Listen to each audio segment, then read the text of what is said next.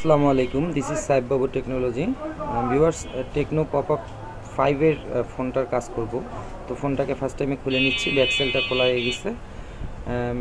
খোলা হয়ে গেছে, বাকি নাটগুলো খুলে নিব। স্ক্রুগুলো খুলে নেওয়ার পর আপনাকে মূল মাদারবোর্ডটা বের করে আমি দেখাবো যে প্রবলেমটা কোথায় থেকে হচ্ছে। টাচ নট ওয়ার্কিং হলে কী ধরনের সমস্যাগুলো হয়, ফার্স্ট টাইমে আপনারা কী করতে পারেন বা কী কাজটা আপনারা করতে পারেন, কী ধরনের কাজগুলো করা যেতে পারে সেটা আমি আপনাদেরকে দেখাবো এবং এই সেটটা প্রবলেমটা সলভ করেও আপনাদেরকে দেখাবো। আপনারা আমাদের সঙ্গেই থাকবেন, পুরো কন্টেন্টটা দেখবেন, স্কিপ করবেন না, তাহলে আপনারা কাজটা সাকসেসভাবে করতে পারবেন। তো যাই হোক, মাদারবোর্ডটা আমার খোলা হয়ে গেছে। আমি জাস্ট এখানে স্ক্রু আছে, একটা স্ক্রু খুলে দিই। স্ক্রুটা খুলে দিলে মাদারবোর্ডটা আমার বের হয়ে আসবে। মাদারবোর্ডটা বের করে নেওয়ার পর আমি আপনাদেরকে দেখাই, এই যে ডিসপ্লে কানেক্টর আছে, ডিসপ্লে কানেক্টর থেকে আপনার সম্পূর্ণ লজিকের লাইন এবং ডিসপ্লের লাইন, এগুলো আসলে ডিসপ্লের মধ্যেই টাচ, উপরে যেটা থাকে ওটা গ্লাস থাকে, ডিসপ্লেটাই টাচের কাজ করে।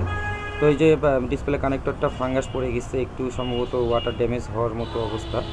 তো এটা এই কারণে হয়তো বা আপনার টাচটা নট ওয়ার্কিং হচ্ছে। আমরা ফার্স্ট টাইম ওয়াশ করে দেখব, এটাকে ওয়াশ করব। ওয়াশ করার পর আমরা সোল্ডারিংও করব। জাস্ট আগে ওয়াশ করে নিই। এটা ওয়াশ করে নিয়ে ডিসপ্লে যে কানেক্টরটা আছে সেটাকে ওয়াশ করে নিতে হবে সুন্দরভাবে। দুইটা ওয়াশ করতে হবে। ওয়াশ করার সময় খুব সাবধানতা অবলম্বন করবেন, কোনো কম্পোনেন্ট যেন ভেঙে না যায়,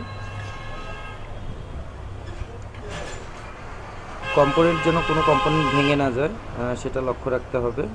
আর এই ফোনগুলো ফার্স্ট টাইমে আপনার ডিসপ্লে চেঞ্জ না করে, আর আপনি ফার্স্ট টাইমে যে কাজগুলো করা দরকার চেক করবেন, ডিসপ্লে কানেক্টর চেক করবেন, তারপর আপনার ডিসপ্লের যে মাদারবোর্ডে যে কানেক্টর আছে সেটাকে চেক করবেন।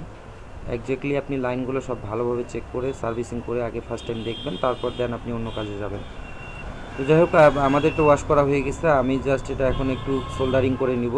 কানেক্টরগুলো অনেক সময় এগুলো হালকা সোল্ডারিং থাকে, সোল্ডারিং করে নিলে ভালো হয়, মিসিং থাকার চান্স থাকে। সোল্ডারিং করে নেব। আমি সোল্ডারিং করে নেওয়ার পর আবার এটাকে থিনার দিয়ে ওয়াশ করে নিতে হবে আমার। তো সোল্ডারিংটা হয়ে গেলে আমি থিনার ওয়াশ করার পর সেটটাকে আবার ফিটিং করব। সেটটাকে চালু করে আপনাদেরকে দেখাবো। তো এখনও যারা আমাদের চ্যানেলে নতুন, যারা আমাদের চ্যানেলটাকে সাবস্ক্রাইব করেনি, তারা অবশ্যই আমাদের চ্যানেলটাকে সাবস্ক্রাইব করে দিয়ে ভিডিওটা কন্টিনিউ করবেন। আর যদি ভিডিওটা আপনাদের ভালো লেগে থাকে, আপনাদের উপকারে আসে, তাহলে ভিডিওটাকে আপনারা লাইক করে দিবেন।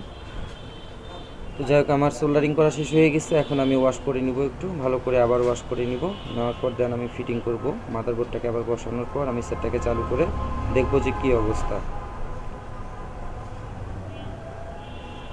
তো আসেন আমি মাদারবোর্ডটাকে বসাই নিই। ডিসপ্লে কানেক্টরটা লাগাই হয়ে গেছে, ব্যাটারি কানেক্টরটা লাগাই দিব, দেন আমি ফোনটা চালু করব।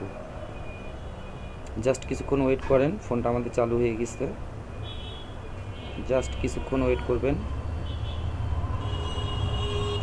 যাই হোক, এই যে ভিউয়ার্স দেখেন টাচ কাজ করতেছে। তো এই ধরনের ফোনগুলো কাজ করার আগে সর্বপ্রথম আপনি যে স্টেপের কাজটা করবেন সেটা হচ্ছে আপনাকে সব কিছু চেক করতে হবে, দেন ওয়াটার ড্যামেজ হয়েছে কি না সেটা দেখতে হবে, প্লাস এর যে কানেক্টরগুলো আছে ডিসপ্লে এবং মাদারবোর্ডের, এগুলো উভয় সোল্ডারিং করে দেখতে হবে। তো ভিউয়ার্স, আমাদের কাজটা সফলভাবে সম্পন্ন হয়ে গেছে। তো ধন্যবাদ আপনাদের সবাইকে এতক্ষণ কষ্ট করে আমার ভিডিওটি দেখার জন্য। আমাদের চ্যানেলটাকে অবশ্যই সাবস্ক্রাইব করে দিবেন।